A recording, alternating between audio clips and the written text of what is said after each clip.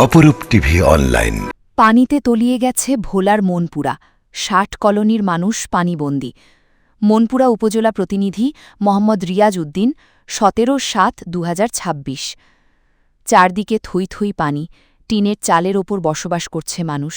প্রতি বর্ষায় বসবাস করছেন মনপুরা ১ নং ইউনিয়ন ৮ নম্বর ওয়ার্ডের ৬০ কলোনির মানুষ।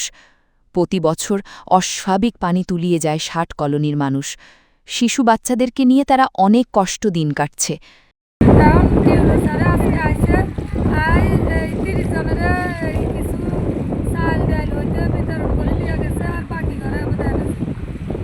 তাদের রান্না খাওয়া দাওয়া অনেক কষ্ট কাটতেছে।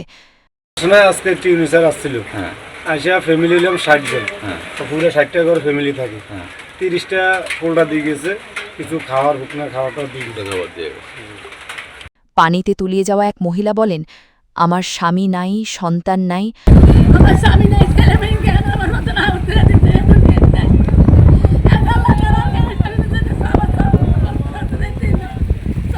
আমার খাওয়া দাওয়া খাইতে পারছি না, এক আল্লাহ তাআলা ছাড়া আমার কেউ নেই।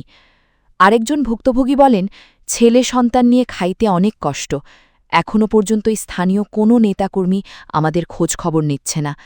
শুক্রবার ৪টের দিকে পানির স্রোতে একটি শিশু হারিয়ে যাওয়ার সময় এক লোক দেখে তাকে উদ্ধার করে। প্রিয় মনপুরাবাসী, আসসালামু আলাইকুম।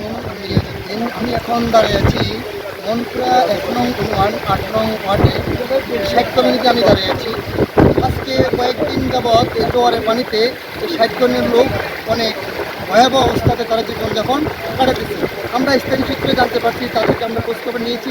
তারা বলছে যে পুরান বেরিয়ে ছিল, পুরান বেরি কাটে নতুন বেরি সমস্যা করার কারণে বেরি কাটার মাধ্যমে ওই বেরি দিয়ে পানি ঢুকতেছে। যদি এই যে প্রশাসন যদি এই যে বেরিগুলো যদি সমস্যা করতো এবং এই ফানগুলো বেরিয়ে দিত, তাহলে তারা বলছে যে আমাদের জোয়ার পানি আর আরেকটা সূত্রে জানা গেল এখনও পর্যন্ত কোনো স্থানীয় প্রতিনিধি এবং কোনো নেতারা আয়া কোনো খোঁজখবর নেই। তাদের দাবি হলো আমাদের বাচ্চা কাচ্চা নিয়ে রান্নাবান্না করতে এবং খুবই কষ্ট স্রোত এখন পানি ঢুকতেছে এবং পানি বলতে একটু পরে ভরে যাচ্ছে।